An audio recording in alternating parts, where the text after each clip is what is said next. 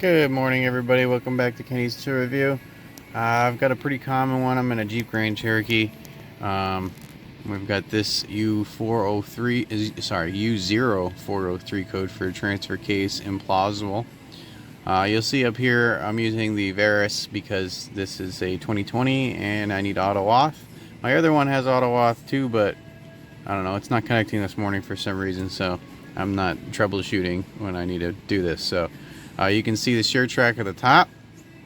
Transfer case module and drivetrain control module are the two here for replacement, and then also the transfer case shift motor, which is very low replacement rate, and that is that correlates to the information I see for fixes up on Identifix. But the weird thing about this is the transfer case control module and the drivetrain control module should be the same thing. First step you want to do with one of these is you want to try to clear the code, see if it comes back. It does right away.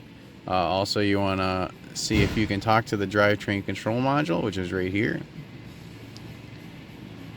And you'll see here that there's a battery voltage code. I've already cleared that. It comes back after a short amount of time. I haven't got to the module yet.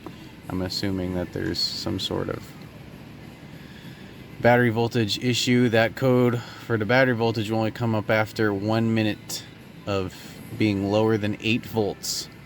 So I don't see my voltage on this car, but let's see if I can find one that says voltage.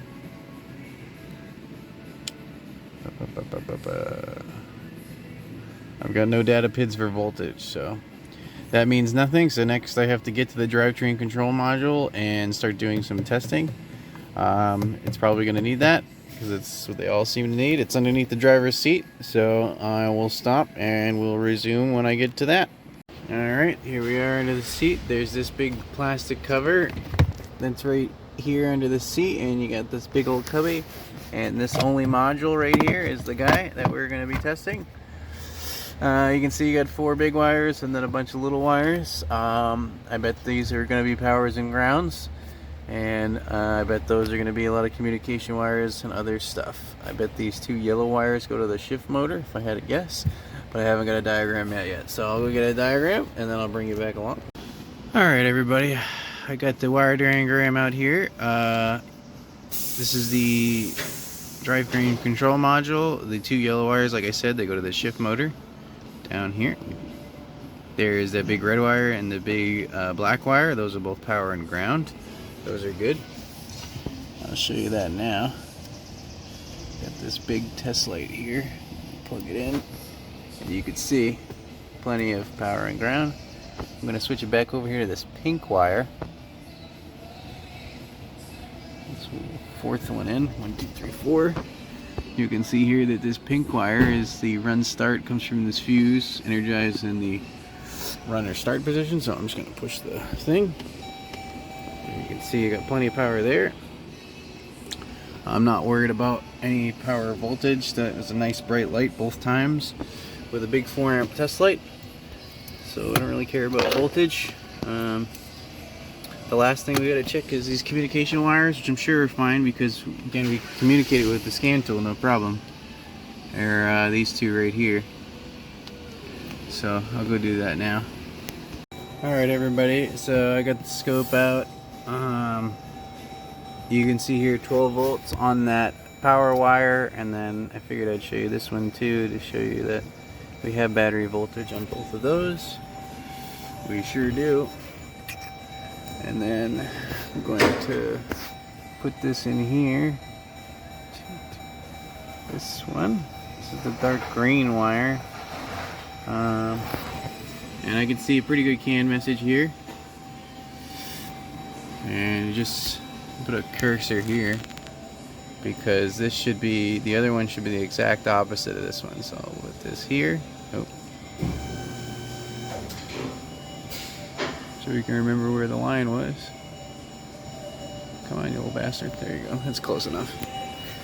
Go to the white wire right next to it. And look, it's exact opposite. So plenty of communication.